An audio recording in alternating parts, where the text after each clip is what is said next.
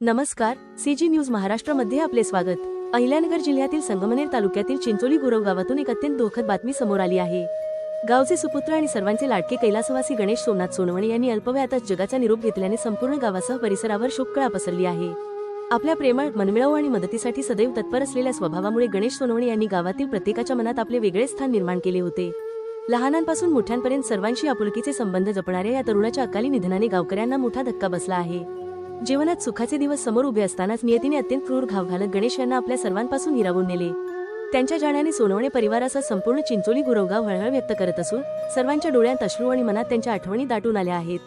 कैलासवासी गणेश सोमनाथ सोनवणे यांचे दुःखद निधन दिनांक 1 जून 2026 रोजी झाले। त्यांच्या आत्म्यास चिरशांती लाभावी यासाठी दशक्रिया विधी बुधवार दिनांक 10 जून 2026 रोजी सकाळी ठीक 8 वाजता खळवाडी, चिंचोली गुरव, तालुका संगमनेर येथे आयोजित करण्यात आला आहे।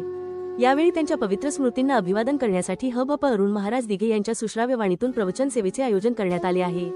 या प्रवचनाद्वारे उपस्थित भाविक आणि ग्रामस्थ कैलासवासी गणेश सोनवणे यांना श्रद्धांजली अर्पण करणार आहेत। वडील सोमनाथ रंगनाथ सोनवणे, आई गंगूबाई सोनवणे, बहीण सुनंदा बापूसाहेब गवंदे व निर्मला कैलास शिंदे, भाऊ सतीश सोनवणे आणि संपूर्ण सोनवणे परिवारावर दुःखाचा मोठा डोंगर कोसळला आहे।